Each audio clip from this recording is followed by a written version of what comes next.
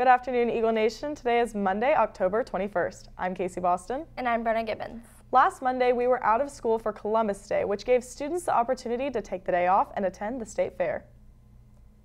Fair Park received dozens of Prosper students on Monday, taking the day to hang out with their friends, family, and other students. They could use their district-provided fair ticket to enjoy attractions, eat food exclusively found at the fair, and view the top auto company's newest cars on display.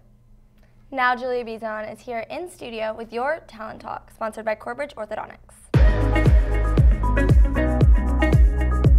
This past Saturday was a big day for Jennifer Lawrence and Cook Moroney as they have officially tied the knot. The couple that began dating in early 2018 and announced their engagement in February of this year said their I do's at the luxurious Belcourt of Newport Mansion in Rhode Island. Jennifer, who is most often seen wearing Dior on the red carpet, brought this trend to the wedding, as Vogue informed us that she walked down the aisle in a stunning Dior dress. The newlyweds have kept the details of their special day away from public attention. However, Jennifer has said that planning the wedding was easy. She explains that as soon as she saw the dress, she knew it was the one, and as soon as her and Cook saw the venue, it felt perfect for them. Jennifer feels, quote, very honored to become a Moroney. Let us know on Twitter if you thought the Moroney wedding was just as perfect as they thought it was. Be sure to follow us on Twitter at Eagle Nation News and check out our website, eaglenation.net, to watch previous episodes. That's all I have for you today. Back to you guys at the desk. Yesterday, we experienced heavy thunderstorms and tornadoes surrounding our county. Lauren Womack is in studio to let us know what we can expect or if we can expect similar weather looking forward into this week.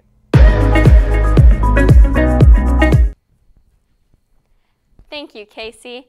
Now, there aren't any thunderstorms in the forecast today, and we are seeing very different weather than last night.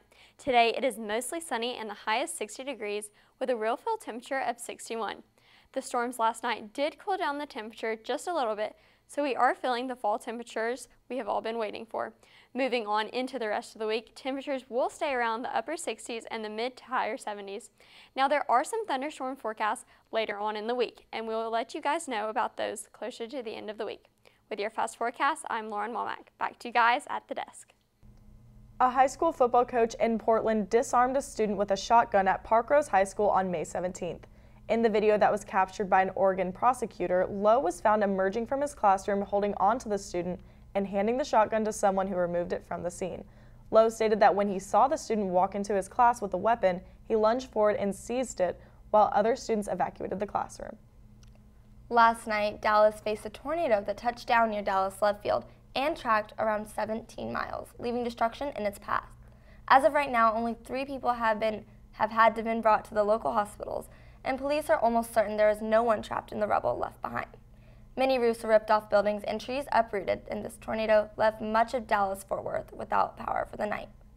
Culture Night is a night that was hosted last week at Spradley Elementary, where students could express their culture and learn about others. Julia Bizayon was in attendance at Spradley to uncover the kids and how they convey their culture to their peers. In today's world, it is vital that we teach this next generation of kids the importance of cultural diversity. Tonight, Spradley Elementary is doing their part by hosting Culture Night. One of my students, his father, and he came up to me, was just trying to problem solve because his son was coming home, and students in his class, they were curious as to what he was wearing on his head. Culture Night provided families the opportunity to unify within their community. The event hosted performances from students of many different backgrounds, plus tons of ethnic food and artifacts. I really like how that all of the people come and how we're just like, it's all diverse and we're all talking, and I really like the food.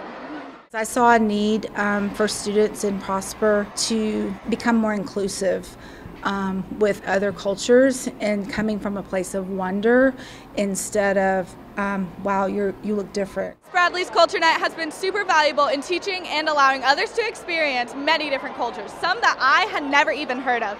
Tonight has definitely been a learning experience for all. Reporting for Eagle Nation News, I'm Julia Bizayon. Prosper.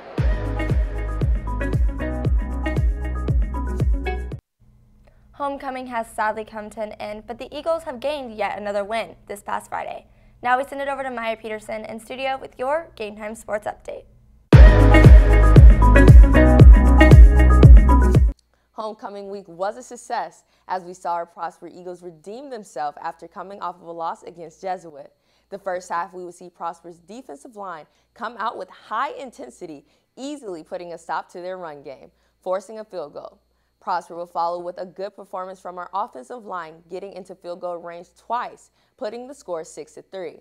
Coming out of halftime, our Eagles would continue dominating, with the first drive having Tyler Bailey getting his first touchdown of the night by a dime pass from Jackson Berry. This drive would be followed by a kickoff fumble recovery by Bryson Probst, and Tyler would be rewarded with another touchdown. If you attended the game, you know Friday was a redemption night for both teams. After last season, the Eagles beat McKinney on their homecoming night, but Prosper would not only win, but stomp the Broncos, ending the night 29-3. This was not the only win this weekend, as our Lady Eagles volleyball team swept the Lady Broncos on Friday night as well. Next, we would see the Cowboys win last night against the Eagles, Dak throwing for 239 yards with 1 interception and a touchdown. Overall, Dak threw for a high completion rate of 77%. The Cowboys' defensive line would have a combination of 3 sacks on quarterback Carson Wentz. The Eagles played a good game last night and will hopefully be able to build on this during their bye week. One last announcement, make sure to go out and support our Lady Eagles volleyball team tomorrow night as they fight for district champions against Plano West at 6:30. If you want to hear more sports like this, be sure to tune in every day for a recap of sports from this past week. Now back to you guys at the desk. That's all the time we have for you today. For Eagle Nation News, I'm Brenna Gibbons. And I'm Casey Boston. Live long and prosper.